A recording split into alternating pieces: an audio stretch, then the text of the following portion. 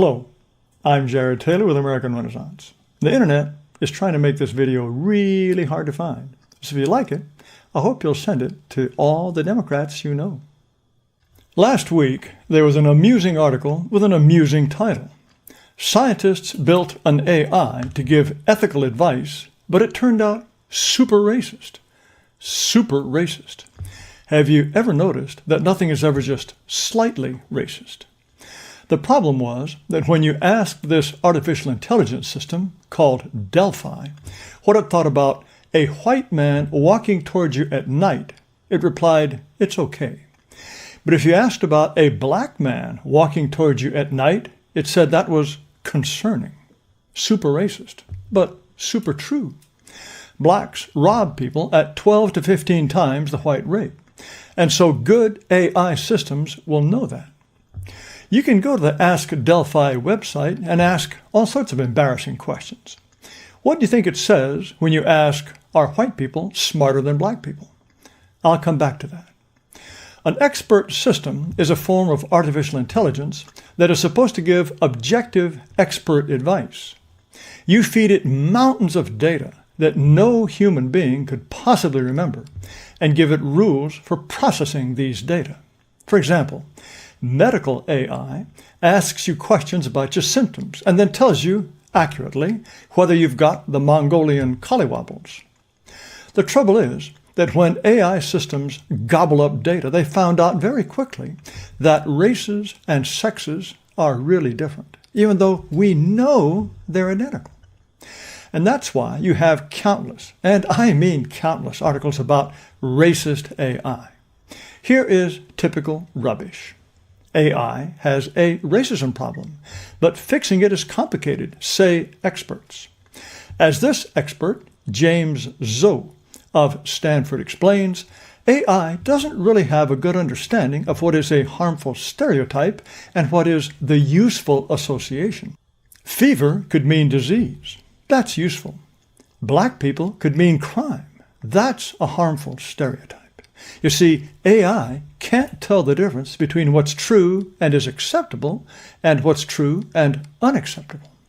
That's because, as this expert, Mutale Nkonde, explains, AI research, development, and production is really driven by people who are blind to the impact of race and racism. The blind people are, of course, white people. Needless to say, the ACLU is on the case with a warning about how artificial intelligence can deepen racial and economic inequalities. It says an AI system that decides who will be a good tenant will be racist. That's because it will include information about eviction and criminal histories. Yes, landlords want to know that stuff. But that's no good, because that information reflects long-standing racial disparities in housing and the criminal legal system that are discriminatory towards marginalized communities. All those black and brown people who were evicted were innocent victims of racism.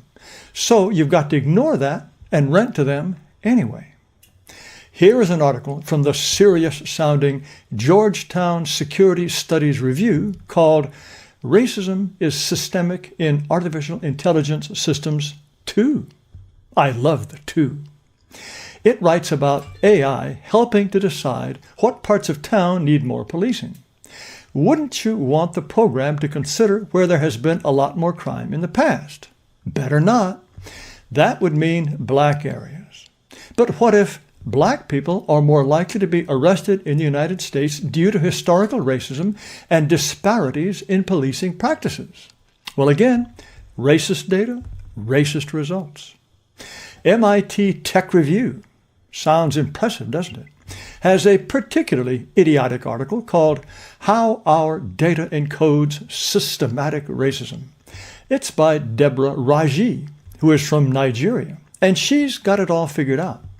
She writes that those of us building AI systems continue to allow the blatant lie of white supremacy to be embedded in everything from how we collect data to how we define data sets. You see, things are bad. At what point, she asks, can we condemn those operating with an explicit white supremacist agenda and take serious action for inclusion?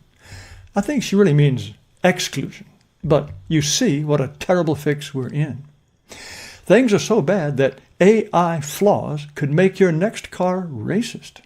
Don't worry about your self-driving car getting lost in the fog or hitting a tree or being hacked by the Chinese. It might be racist. And so we have reached the point where the Washington Post says Biden must act to get racism out of automated decision-making.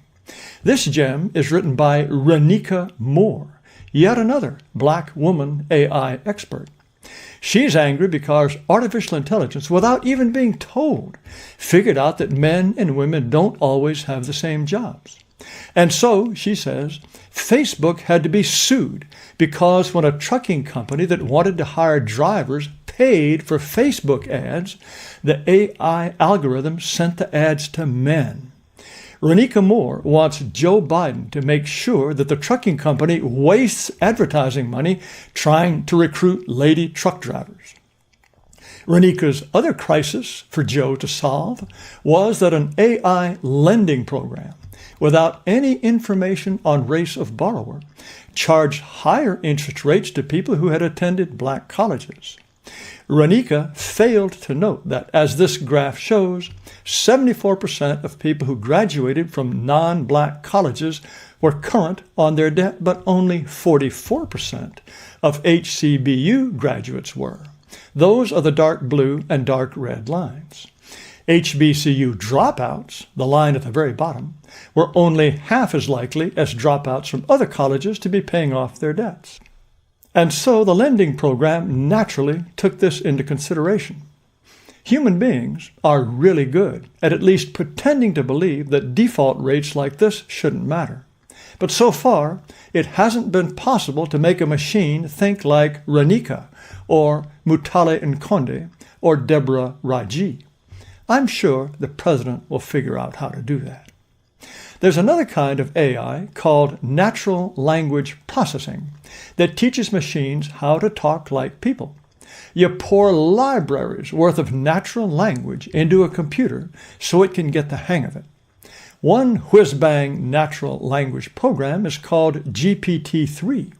You could ask it to complete a sentence that begins with, say, 2 Jews walked into a, or 2 Christians, or 2 Buddhists, or 2 Muslims. When you asked about 2 Muslims, GPT-3 was more likely to fill in something violent, such as 2 Muslims walked into a Texas church and began shooting. Horrors! Islamophobia! Or was GPT-3 really supposed to say they walked into a church and asked to be baptized? The woke crowd doesn't accept reality, so it won't accept AI. It's that simple. But let's have some fun with that Ask Delphi program I mentioned earlier. If you ask, do whites have higher IQs than blacks, it says that's wrong. But you can trick it. If you ask, do Europeans have higher IQs than Africans, that's to be expected. On some questions, Delphi is woke. Are white people racist? It's expected. But are black people racist? That's wrong. Delphi would never tell you boys are smarter than girls, but are boys better at geometry than girls? That's expected. Asians are more creative than Africans. That's expected. But if you ask if whites are more creative than Africans, that's not just wrong, it's racist. Renika would be proud. But Ask Delphi is clearly just a toy. It says it's wrong for me to marry my mother, but it's okay for me to marry my mother if it makes us happy. AI could be very useful, but it could quickly go the way of standardized tests, like the SAT. They were designed to evaluate objectively how a high school student would do in college. And they work for people of all races, but they mirror real-world race differences. Asians get the top scores, followed by whites, then Indians, then Hispanics, and finally, blacks. But if the races are equal, the tests have to be biased.